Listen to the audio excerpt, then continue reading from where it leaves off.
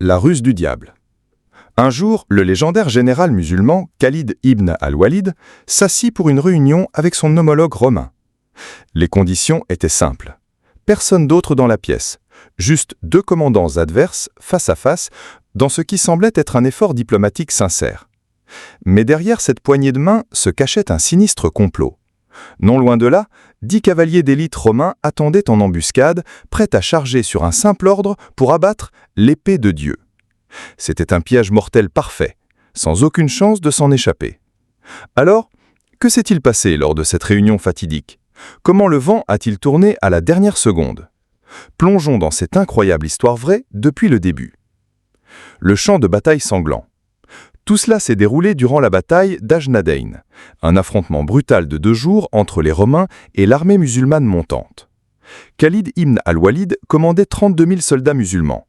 Face à lui, le général romain Vardan menait une force massive de 90 000 hommes. Bien que près de 3 fois inférieure en nombre, l'armée musulmane, plus petite, écrasa complètement les Romains le premier jour des combats.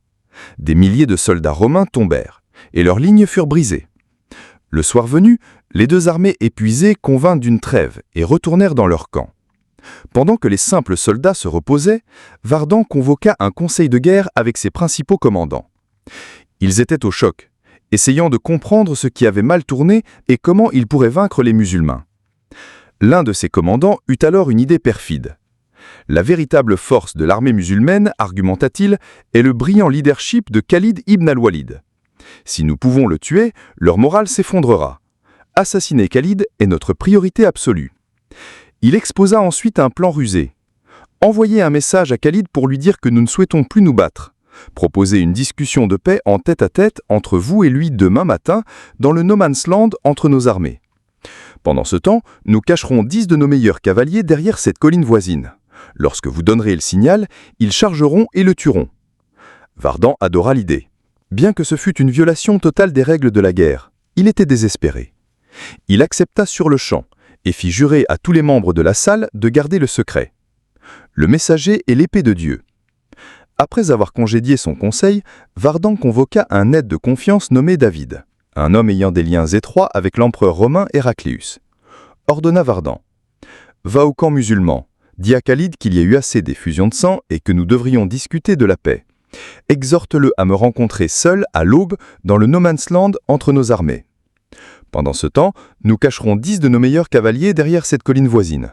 Lorsque vous donnerez le signal, ils chargeront et le tueront. » David fut stupéfait. Cela allait directement à l'encontre des ordres explicites de l'empereur Héracléus d'écraser les musulmans et de les repousser dans le désert. Il refusa dans un premier temps. Il n'avait aucune idée du complot d'assassinat. À contre-cœur, Vardan dut lui révéler le plan secret. Lorsque Khalid arriverait seul, 10 soldats cachés l'embusqueraient et le tueraient. En entendant le plan complet, l'hésitation de David s'évanouit et il partit pour le camp musulman. À son arrivée, David fut conduit devant Khalid ibn al-Walid. Le général musulman, un homme imposant d'1,80 m, d'une carrure puissante et musclée, le fixa d'un regard intense. Le visage de Khalid était celui d'un homme qui avait remporté d'incomptables batailles. Et ses yeux vifs et perçants pouvaient intimider n'importe qui. David se sentait complètement impuissant. « Je ne viens pas en tant que guerrier, mais en tant que messager de paix », balbutia-t-il. Khalid s'approcha, le regardant droit dans les yeux. « Dis-moi la vérité », dit-il d'une voix dure et basse. « Si tu dis la vérité, tu sortiras d'ici vivant. Si tu mens, tu seras anéanti. » Tremblant, David reprima sa peur et délivra le message de Vardan, insistant sur le fait que son général était sincèrement navré par la violence et souhaitait négocier un traité de paix. Khalid ne fut pas impressionné. Il sentait un piège. Sa longue vie de guerrier lui avait appris à se méfier de tout. Il regardait à nouveau David et dit « S'il y a de la moindre transparence dans la proposition de ton commandant, sache ceci, nous savons comment arracher la trahison à la racine. » David l'assura que c'était une offre sincère. « En plus, je ne peux pas croire ce que vous accomplissez. Combien de fois avez-vous défié des Romains? Ne croyez-vous donc pas que son entreprise est vaine ?» « Alors, dis ceci à ton commandant, » déclara Khalid. « S'il est sincère, il n'y aura pas de paix sans que vous payiez la jizya, un impôt pour la protection des non-musulmans. Et si vous pensez pouvoir nous acheter avec des richesses pour que nous partions, souvenez-vous de ceci. Nous pouvons prendre ces richesses par la force au combat. Nous ne sommes pas ici pour votre charité. » Sur ce, David partit pour retourner à son camp, le regard inflexible de Khalid brûlant dans son dos. Khalid savait que quelque chose n'allait pas. Un changement de cœur. Alors que David s'éloignait des tentes musulmanes, les paroles puissantes et la confiance inébranlable de Khalid résonnaient dans son esprit. Il commença à réfléchir profondément.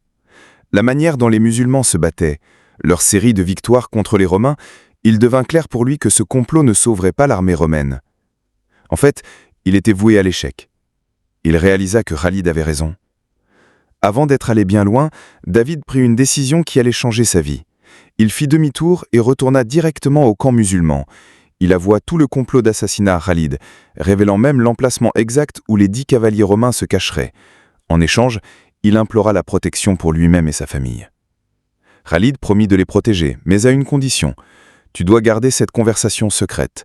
Ne laisse pas ton général ou qui que ce soit d'autre savoir que le complot a été découvert.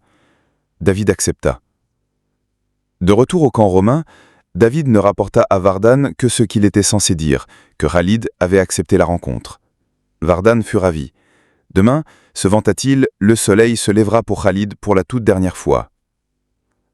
Un contre-plan astucieux. Pendant ce temps, Khalid arpentait sa tente, une excitation le parcourant. Il pensa d'abord y aller seul pour affronter Vardan et ses 10 hommes, créant ainsi un récit héroïque légendaire. Mais il décida sagement de consulter un autre commandant expérimenté, Abu Ubaïda. Après avoir entendu le plan, Abu Ubaïda s'y opposa immédiatement. « Non, c'est bien trop risqué, nous devrions tendre notre propre piège. Pour leurs 10 hommes, nous en aurons 10 des nôtres, prêts. » Khalid accepta et convoqua le célèbre et féroce guerrier Dirar ibn al-Azwar, connu pour combattre souvent torse nu. Khalid lui expliqua la situation et lui dit « Choisis 9 de tes meilleurs hommes. Demain matin, positionne-toi en avant de l'armée principale et sois prêt.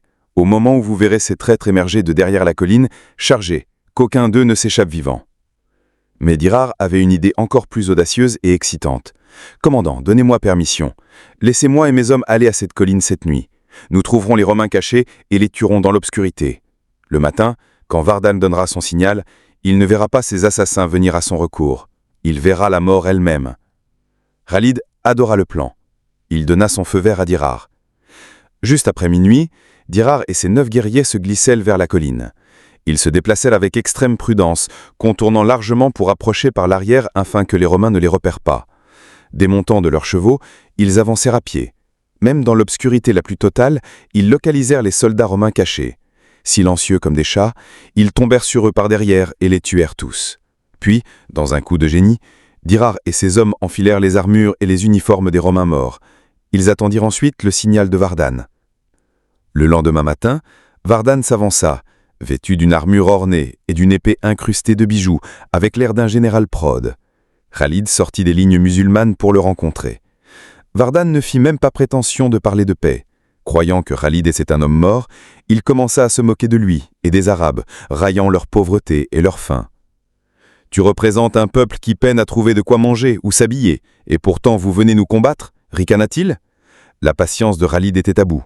Il rugit comme un lion. « Écoute, chien de Rome, nous ne sommes pas ici pour ta pitié. Soit tu acceptes l'islam, soit tu payes l'impôt. C'est ta dernière chance. » Au moment où Khalid finissait de parler, Vardan grondit.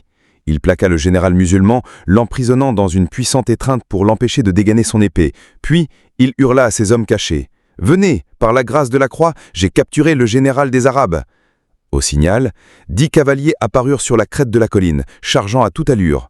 Pendant une fraction de seconde, la terreur s'empara de Khalid. Il attendait ses propres hommes, mais les cavaliers portaient tous une armure romaine. Il pensait que Dirar avait échoué, qu'il était tombé lui-même dans un piège. Son esprit s'emballa, cherchant une issue à une situation impossible. Mais son effroi ne dura qu'un moment.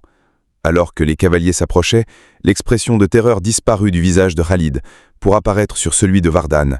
Le général romain vit que l'homme menant la charge n'était autre que Dirar ibn al-Azwar, l'homme que Vardan lui-même avait surnommé le diable nu. Vardan comprit instantanément, son propre piège s'était refermé sur lui. Il lâcha Khalid et tenta de se ruer vers son cheval, mais il était trop tard. Dirar et ses hommes, épées au clair, l'avaient encerclé. D'une voix pathétique, Vardan regarda Khalid et supplia « Ô commandant arabe, je t'en prie, au nom de ton Seigneur, ne me livre pas à ce diable, tue-moi toi-même. » Khalid répondit froidement « ton sort est entre ses mains. » Il fit un signe à Dirar. En un éclair, l'épée de Dirar s'abattit et la tête de Vardan fut séparée de son corps. La vue de la tête décapitée de leur général jetée dans leur rang sema une vague de panique pure dans l'armée romaine. Leur volonté de se battre s'évapora complètement. Les musulmans lancèrent un assaut général.